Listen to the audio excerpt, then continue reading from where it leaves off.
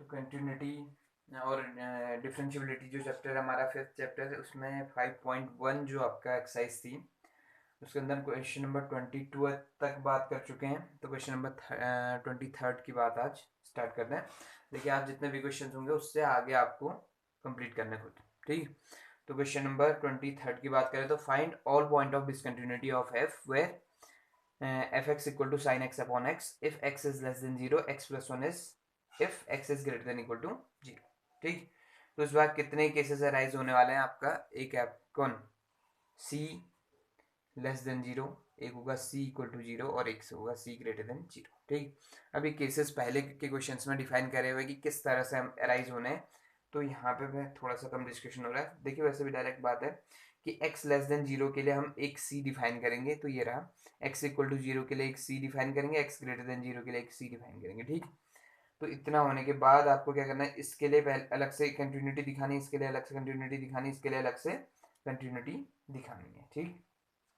तो हमें क्या करना होता है उसकी बात करते हैं। सॉल्यूशन इसका स्टार्ट। सॉल्यूशन देखिए, since f x equal to कितना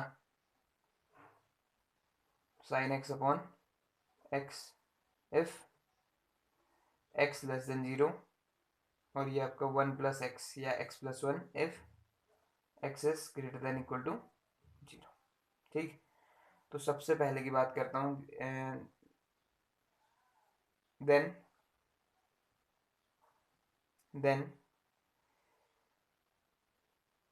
सी be any arbitrary point and can be less than 0, equal to 0 और ग्रेटर देन 0। तो C आपका कोई भी आर्बिट्रेरी पॉइंट है जो इस तरह से कि आपका वो लेस देन 0 भी हो सकता है किसी स्थिति पर, किसी स्थिति पर वो इक्वल टू 0 भी हो सकता है और किसी स्थिति पर वो ग्रेटर देन 0 भी हो सकता है, ठीक। तो देखिए जितनी बार भी बात आएगी, जितनी बार भी आपका डिस्कशन होगा कि हम बात करेंगे इक्वल टू 0 पर, ठीक है ना, यानी कि आपका C इक्वल टू 0 की बात करेंगे तो उसके लिए LHL RHL दोनों डिफाइन करूंगा। और लेफ्ट हैंड साइड और राइट जब आपका केस होगा कि लेस देन 0 और ग्रेटर देन 0, तो लेस देन 0 और ग्रेटर देन 0 पे डायरेक्ट लिमिट निकालेंगे, ठीक। तो केस फर्स्ट की बात करते हैं। केस फर्स्ट क्या है आपका, when C less than 0, let x equal to C लिया हमने और C कैसा है, 0 से छोटा है, ठीक। देन f ऑफ c निकालो। f ऑफ c का मतलब देखो 0 से छोटे में ये है फंक्शन, तो इसमें वैल्यू रख दो direct sine c upon c, ठीक हो गया। उसके बाद बात करेंगे and limit x tending to c f of x की। तो limit x tending to c f of x की बात करें तो limit x tending to c ऐसी रहा। f ऑफ x देखो छोटे में आपका कौन है, साइन x अपॉन x, तो यहाँ वैल्यू रखते हैं तो साइन c अपॉन कितना आ गया, c आ चुका है, ठीक है। तो यहाँ से क्या आ जाएगा, therefore limit x tending to c f of x is equal to क्या, f ऑफ c। तो ये दोनों आपस में क्या आ गए, इक्वल आ गए, hence the function is continuous. Hence f is continuous for x less than 0, ठीक। यानी 0 से छोटे सभी पॉइंट्स पर x जो आपका f है वो क्या है, कंटिन्यूअस है, ठीक। अब बात करते हैं केस 2 की। तो केस 2 क्या है आपका, केस 2 है let x equal to c equal to कितना, 0। अब मैं इक्वल टू 0 की बात कर रहा हूँ, ठीक। इक्वल टू 0 की बात करें तो therefore f of c, f of c का मतलब इस बार f ऑफ कितना हो गया, 0। f ऑफ 0 का मतलब कौन सा है फंक्शन, 1 प्लस एक्स, 0 पर फंक्शन है 1 प्लस एक्स, एक्स की जगह क्या पुट कर दो 0, तो आंसर कितना आ चुका है इसका, 1 आ गया, ठीक। अब बात करेंगे इसके LHL की। तो LHL की बात करें तो LHL में क्या आना, देखो LHL इक्वल टू क्या आ जाएगा, limit x tending to c minus और f ऑफ x, देखो इस बार सी माइनस का मतलब समझ रहे होंगे, x tending to c minus ना करके इसको क्या कह सकते हैं डायरेक्ट जीरो माइनस, क्योंकि इस बार सी की जो डायरेक्ट वैल्यू है कितनी है, जीरो है। अब जीरो माइनस में फंक्शन कौन होगा, यानी जीरो से कम, जीरो माइनस का मतलब है कौन, जीरो से कम, जीरो से कम में फंक्शन कौन है, साइन एक्स अपॉन एक्स। अब इसको थोड़ा और बढ़ाए तो लिमिट एक्स टेंडिंग टू ये क्या बन जाएगा, जीरो माइनस एच, और यहाँ साइन एक्स अपॉन क्या, एक्स। अब आगे बढ़ाते हैं तो ये देखो limit x tending to zero minus h, अब जहाँ जहाँ एक्स है वहाँ क्या रख दूंगा, जीरो माइनस एच रखेंगे, ठीक है। और अब लिमिट जो है डिपेंड करेगी किस पर, एच पर, और एच ऐसा होता है टेंड करता है किसकी तरफ, जीरो, ठीक। तो एच हमारी तरफ से है तो इसको हमेशा ही कहाँ की तरफ टेंड कराएंगे, जीरो की तरफ। तो ये चीज़ क्या बन गई, sign zero minus h upon zero minus H, ठीक है इतना। तो अब देखिए साइन की जो प्रॉपर्टी होती है, साइन में जो माइनस एक्स होता है माइनस बाहर आ जाता है, तो माइनस से माइनस कैंसिल होने वाला है, ठीक है। तो स्थिति आपका कहाँ तक पहुंच गई, एलएचएस जो है आपका limit h tending to zero sine zero minus h upon zero minus h तक, ठीक है। अब देखो हमें करना क्या है, sine zero minus h is sine zero minus h is sine minus h, और अपॉन में भी क्या है, माइनस एच, ठीक। वैसे तो आप इसको ऐसे देख सकते हैं, देखो हमने पढ़ा हुआ था पहले कि आपका limit x tending to zero, ऐसे देखिए limit x tending to zero sine x upon x की वैल्यू कितनी होती है, वन, ठीक। तो है अभी भी वही, ये देखो sign x upon x, minus बाहर लेके आप कट कर सकते हैं, अदरवाइज इसको ऐसे देख सकते हैं कि एक्स अपॉन एक्स सेम है, तो यानी कि ये जो चीज़ है आपका इसकी वैल्यू कितनी आ जाएगी, वन। ये वन कैसे आती है पहले भी डिस्कस करा हुआ था 11th क्लास में, कि आपका साइन एक्स इक्वल टू क्या, इसका जो एक्सपेंशन होता है कुछ ऐसा होता है, x x cube upon three factorial up to and so on, ठीक। और इसके पूरे के अपॉन में कितना है, एक्स है, तो एक्स कॉमन लिया ऊपर से तो ये एक्स बाहर आया, अंदर बचा one minus x square upon three factorial up to and so on, और अपॉन में क्या है एक्स, एक्स से एक्स कट गया। अब यहाँ पूरी टर्म्स को देखिए गौर से, तो इनको टेंड करा दो कहाँ की तरफ, zero, x tending to zero, तो ये सारे टर्म्स क्या हो जाएंगे, जीरो, क्योंकि सब में प्रेजेंट है एक्स, लेकिन ये टर्म बच गई तो इसकी वैल्यू कितनी आ जाती है, वन आ जाती है। या डायरेक्ट फॉर्मूला याद करो कि जब कभी ये zero upon zero form type दिख रहा होता है तो उस टाइम पे इसकी जो वैल्यू है ओवरऑल कितनी आ जाती है, वन आ जाती है, ठीक। एक्स चाहे कहीं की और भी टर्न करे, लेकिन ये चीज आपका क्या हो रही हो, जीरो अपॉन जीरो फॉर्म, देखो साइन जीरो कितना होता है, जीरो, जीरो अपॉन जीरो हो रहा था, जीरो अपॉन जीरो फॉर्म में के केस में यह बन जाता है, वन बन जाता है, क्यों बन रहा है ये बता चुके हैं, ठीक। तो अब देखिए इस स्थिति में अगर आप चाहें तो इससे क्या माइनस बाहर लें, माइनस बाहर लेंगे तो ये बन जाएगा आपका limit h tending to zero minus of sine h upon h, minus minus से माइनस कटा, ये ओवरऑल कितना बन गया, limit h tending to zero sine h upon कितना एच, और इसकी वैल्यू इस तरह की है तो ये इसकी वैल्यू कितनी आ गई है, वन, ठीक। Now R H, are H L की बात करें तो आर एच एल की है, देखिए limit h x tending to कितना सी प्लस और एफ ऑफ एक्स, इस बार सी कितना है, इस बार सी है जीरो, तो जीरो प्लस की बात करूंगा, देखो जीरो प्लस में यानी जीरो से बड़े में फंक्शन कौन था हमारा, एक्स प्लस वन, ठीक। तो ये चीज आपका limit x tending to zero plus h करो इसे, और यहाँ क्या बन गया एक्स प्लस वन। अगले स्टेप में लिमिट रखता हूँ तो ये एच टेंडिंग टू कहाँ जाएगा, जीरो, और ये zero plus h plus one आ गया, ठीक है। अब एच को जीरो रख दो तो zero plus one H one, ठीक। तो ये चीज क्या आ गई आपका, वन आ गई है, कौन से केस में, आर एच एल में भी, ठीक। Hence L H L equal to f of zero equal to R H L, therefore f is continuous at x equal to कितना, जीरो। तो जीरो पे भी आपका क्या आ गया है, कंटिन्यूस आ गया। अब बात करते हैं केस थर्ड, केस थर्ड क्या था, when x equal to c but greater than किससे, जीरो, जीरो से बड़े की बात कर रहे हैं, तो एफ ऑफ सी कितना आ जाएगा, देखिए एफ ऑफ सी में जीरो से बड़े में फंक्शन कौन है, वन प्लस एक्स या एक्स प्लस वन, तो उसमें वैल्यू रखता हूँ तो ये सी प्लस वन आ गया। और इसकी लिमिट की बात करें तो limit x tending to c, x tending to c f of x, तो इस बार फंक्शन जो है आपका क्या है, फंक्शन इस बार है एक्स प्लस वन, तो उसमें वैल्यू रखते हैं तो ये सी प्लस वन आता है, ठीक। हेंस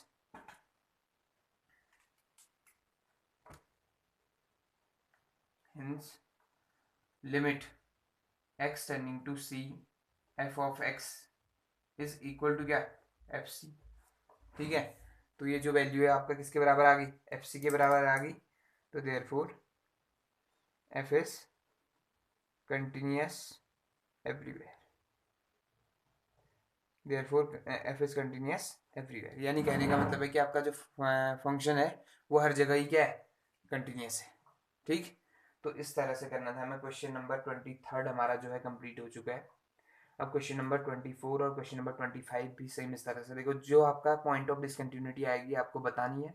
और मैक्सिमम क्या होता है केस कि आपका जहाँ पे पॉइंट ऑफ डिसकंटिन्यूटी का मतलब होता है जहाँ पॉइंट चेंज हो रहा होता है। जैसे इस बार फंक्शन कहाँ पे, जीरो पे चेंज हो रहा था, यानी जीरो से छोटे जीरो से बड़े की बात चल रही थी ना, कि आपका जीरो पर आपका डिसकंटिन्यूस हो सकता है फंक्शन, लेकिन जीरो के लेफ्ट और जीरो के राइट में फंक्शन एक जैसा होता है, यानी एक ही फंक्शन यूज कर रहे होता है, तो तब आपका उसके चांसेस कम होते हैं किस केस में, डिसकंटिन्यूस होने के लिए। ठीक, तो मैक्सिमम जो केस होता है वो हमेशा याद रखना है कि जहाँ पे पॉइंट चेंज होता है, यानी जहाँ पे से आपका फंक्शन चेंज होता है, उस पॉइंट पर डिसकंटिन्यूटी के चांसेस बढ़ जाते हैं। जैसे इस क्वेश्चन में अगर बात करते हैं डिसकंटिन्यूटी के चांसेस कहाँ पे थे, तो वो थे आपका एक्स इक्वल टू जीरो पर, उसके अलावा हर जगह ये क्या था, कंटिन्यूस था। ठीक, तो इस तरह से क्वेश्चन नंबर 24 और 25 कंप्लीट करना है आपने। अब बात करते हैं क्वेश्चन नंबर 26 की। ठीक, तो क्वेश्चन नंबर 26, देखिए क्वेश्चन नंबर 26 से 29 तक सारे के सारे क्वेश्चन एक जैसे हैं। इसमें करना क्या है, हमें फाइंड करनी है वैल्यू के की। ठीक है, के की वैल्यू फाइंड करनी है, और दिया हुआ है कि आपका ये जो एक्स इक्वल टू कितना पाई बाई टू पर है, ये क्या है, कंटिन्यूस है।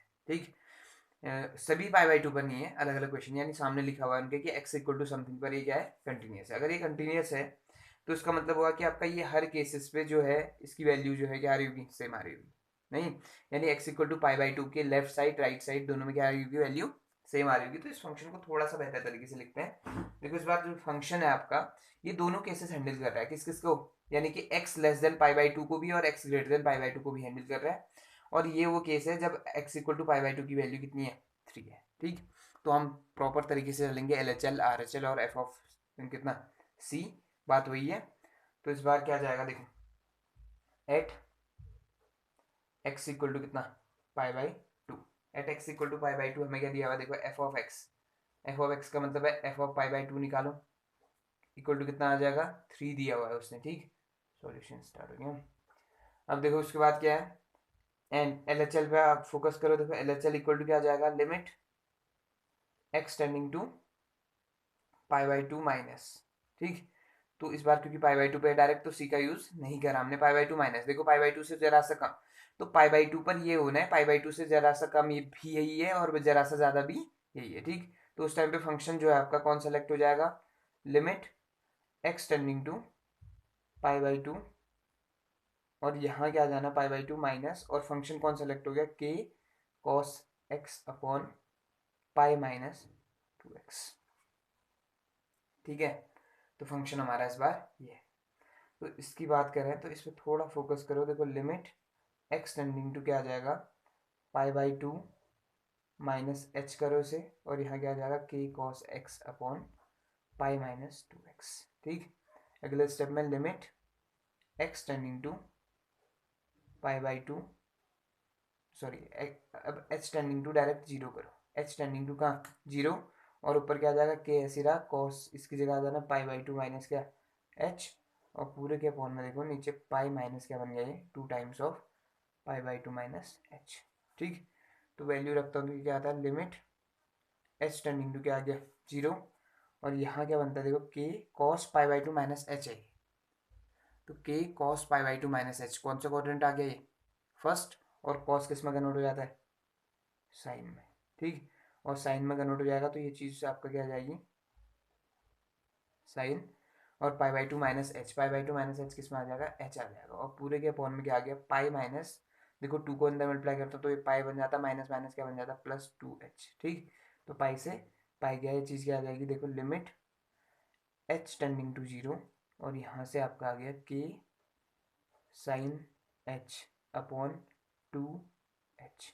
ठीक, तो देखो k by two, k by two पे फोकस करो। देखो के बाई टू जो है आपका इंडिपेंडेंट ऑफ एच है। ठीक, तो लिमिट सिर्फ किस पे काम कर रही है, एच पर काम कर रही है, तो के बाई टू को आप कहाँ ले सकते हैं, बाहर ले सकते हैं, यानी के बाई टू अलग से आ गया, और यहाँ आ गई limit h tending to zero sine h upon h. ये कुछ खास दिख रहा है आपको, इतना टर्म, ये टर्म आपका कितनी होती है, इसकी वैल्यू 1 होती है। जस्ट इससे पहले वाले क्वेश्चन में हमने इसको करा हुआ है, ठीक है। तो इसकी वैल्यू कितनी आ जाएगी, 1 आ जाएगी।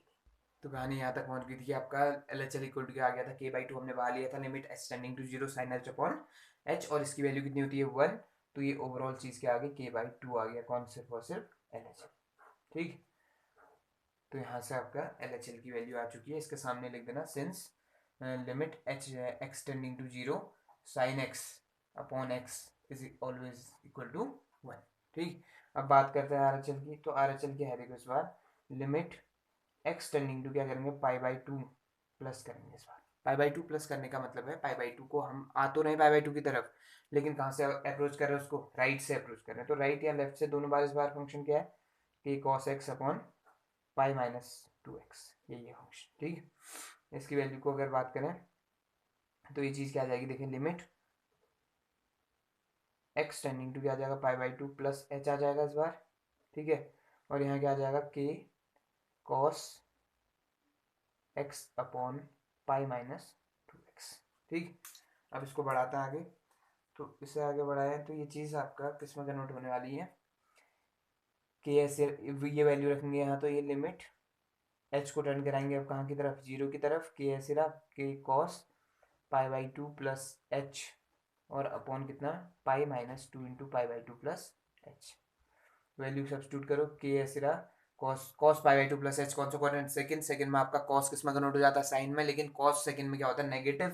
तो ये चीज़ आपका माइनस में साइन एच आ गई, ठीक। और पूरे के अपॉन में यहाँ देखो पाई तो आया ही, और साथ में माइनस का कितना आ रहा है, 2h, पाई से पाई गया, ठीक है। अब देखो जो ये टर्म है माइनस से आएगा, तो ये माइनस बाहर आया, के साइन एच अपॉन कितना आ गया फिर से 2h, माइनस माइनस, और ये लिमिट एच टेंडिंग टू कितना बार 0, लिमिट एच टेंडिंग टू 0, ठीक। अब ये ओवरऑल चीज़ क्या आ गई, k/2 बाहर लो पहले की तरह, और ये अंदर क्या बन गया, लिमिट एच टेंडिंग टू कितना 0, ये साइन एच अपॉन एच फिर से बन गया, इसकी वैल्यू कितनी आ जाएगी 1। तो ये ओवरऑल कितना आ गया, k/2, ठीक। तो L H L R H L और अब फंक्शन क्या है, कंटिन्यूस है, ठीक।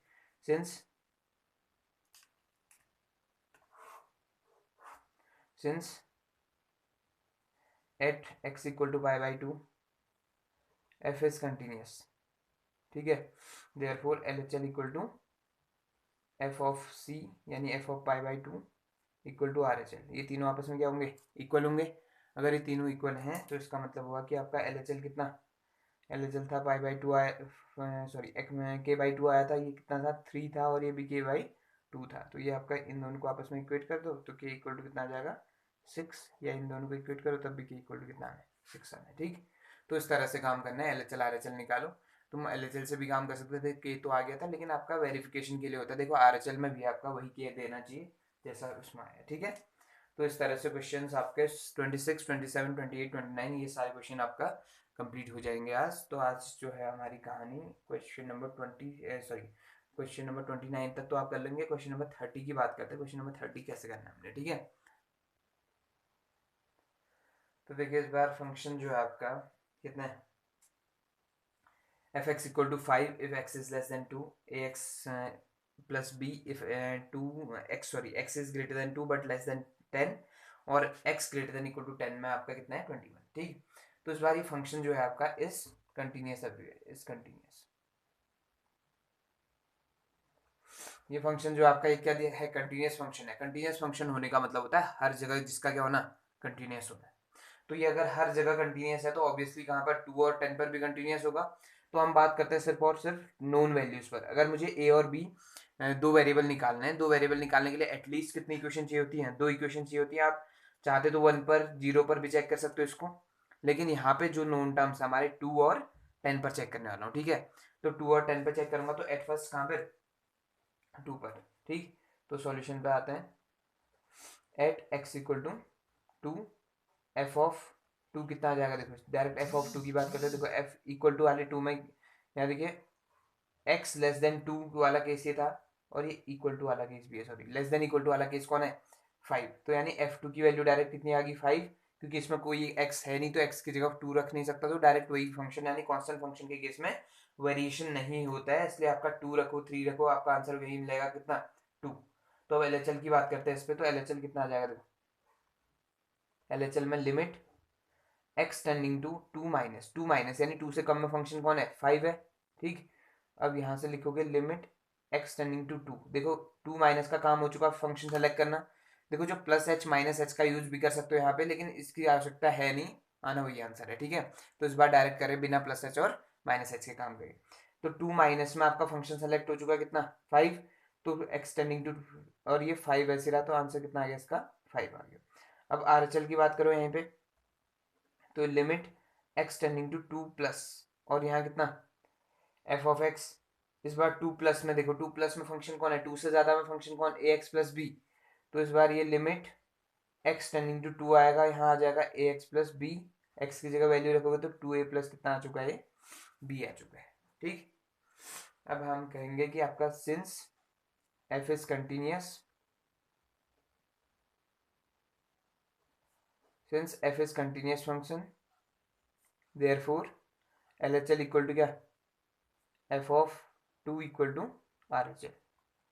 तो इसकी मदद से क्या मिला, देखो LHL कितना आया हमारा 5, RHL f ऑफ 2 भी 5 आया, LHL 5, f ऑफ 2 भी 5, RHL, ठीक। तो यहाँ से 2 इक्वल टू कितना, सॉरी 5 इक्वल टू कितना आ चुका, 2a प्लस बी। तो ये इंप्लाई करता है कि आपका 2a plus b equal to एक इक्वेशन मिल गई है 5, ठीक। तो ये पहली इक्वेशन मिल गई है जिससे हम a और b की, जिसकी मदद से a और b की वैल्यू फाइंड करने वाले, ठीक है। अब देखो उसके बाद एट x इक्वल टू 10 पर आओ, एट x इक्वल टू 10, और f ऑफ 10 चेक करो, देखो f ऑफ 10 कितना है, 21, ठीक। LHL पे आओ उसके, तो LHL पे limit x tending to 10 minus f of x करोगे, और ये आ जाएगा लिमिट x टेंडिंग टू 10 और एफ एक्स 10 से कम में, 10 से कम में फंक्शन कौन है, ax प्लस बी, तो इसका मतलब हुआ 10 रखोगे तो ये 10a प्लस क्या आ जाएगा, b आ जाएगा, ठीक। अब RHL ढूंढो उसके लिए, तो RHL ढूंढोगे तो ये बन जाएगा limit x tending to 10 plus और f ऑफ x, 10 प्लस में फंक्शन कौन, 10 प्लस में फंक्शन आपका 10 से ज़्यादा में फंक्शन है 21, तो यानी कि x टेंडिंग टू 10 ऐसे रहा है, और ये चीज़ क्या सेलेक्ट होगी 21, लेकिन ये आपका 21 ही रहेगा, ठीक। फिर से line since f is continuous, therefore LHL equal to f of 10 equal to RHL, ठीक। तो जब भी फंक्शन कंटिन्यूअस होगा हर जगह कंटिन्यूअस है वो, ठीक। तो ये तीनों अगर इक्वल आते हैं तो LHL की वैल्यू कितनी थी, LHL की वैल्यू थी आपका, LHL कहाँ गया, LHL की वैल्यू थी 10a प्लस बी, और f10 की वैल्यू है 21, RHL भी कितना 21, तो यहाँ से क्या इक्वेशन मिल गया आपका 10a plus b equal to 21, ये आपका इक्वेशन 2। अब इन दोनों इक्वेशंस को हमें क्या करना है, सॉल्व करना है, और क्या फाइंड करनी है, a और b की वैल्यू फाइंड करनी है, ठीक। तो यहीं पे कर लेते हैं, देखो फ्रॉम 1 एंड 2, फ्रॉम 1 एंड 2, ठीक। तो 1 एंड 2 को थोड़ा सही तरीके से लिखो, देखो 2 को पहले लिख दिया 10a plus b equal to 21, और यहाँ 2a plus b equal to कितना 5, ठीक। कोई परेशानी नहीं, किसी को आगे पीछे लिखो।